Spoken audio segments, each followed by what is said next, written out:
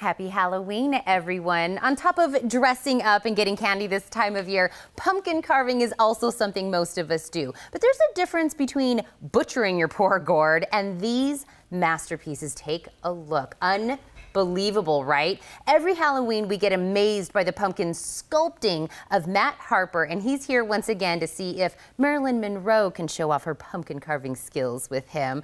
Matt, I'm already bowing down to your pumpkin carving skills.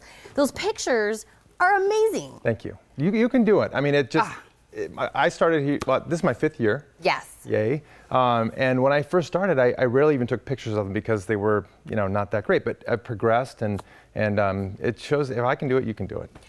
I don't know if that's true, but when we're starting out, because this is like, final piece, your sculptures, like you said, have kind of evolved over the years. Mm-hmm. You even said it's kind of almost like therapy. Yes. For you to kind of zone out on like a piece, right? Mm-hmm.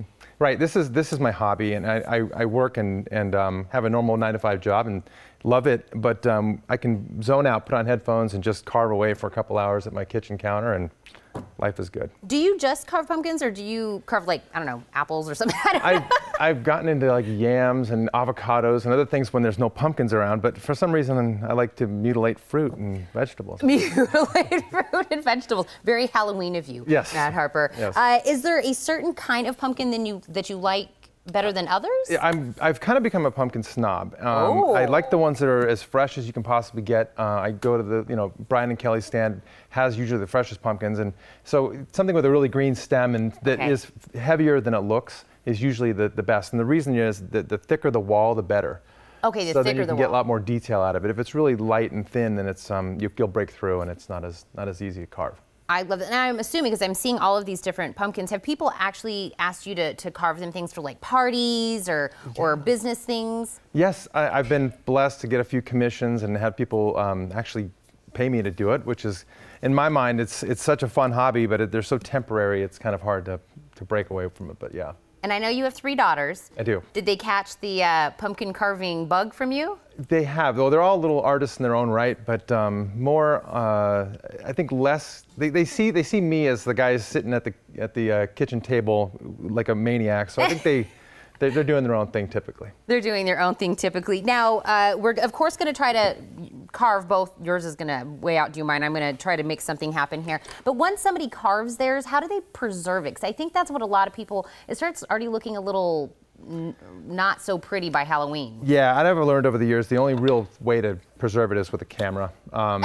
It's true, because what happens is they start to dry out. Here's the one, I did this on the back of the one I'm going to carve today, just to give you something instead of a back of a pumpkin to look at. But you can already tell, I did this one last night, and it's starting to already dehydrate a little bit. So just take lots of pictures, different angles, different light, and it'll work. Now, you have what looks like a full-on artist getup here, and the tools that you use are actually what? So these are just clay carving tools. I mean, for the most part, with some exceptions, there's stuff you can get at like Hobby Lobby or Michael's, and it's all used typically for clay. Some of them are stronger than others because when you start getting into heavy pumpkins, they break. So just be wary. What's the first thing you suggest that I do?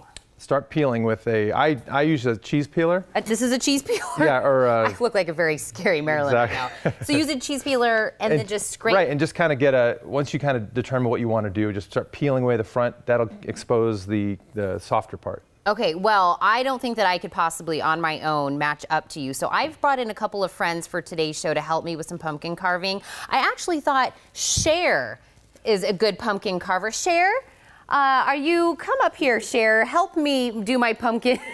And see, look, Cher, I heard she was great at pumpkin carving. Who knew? Who knew? She's going to start the, you look a lot like Crystal Pino from 106.3 The Group. Cher does. She's going to start the carving. So first we're going to shave it? Yep, just start kind of,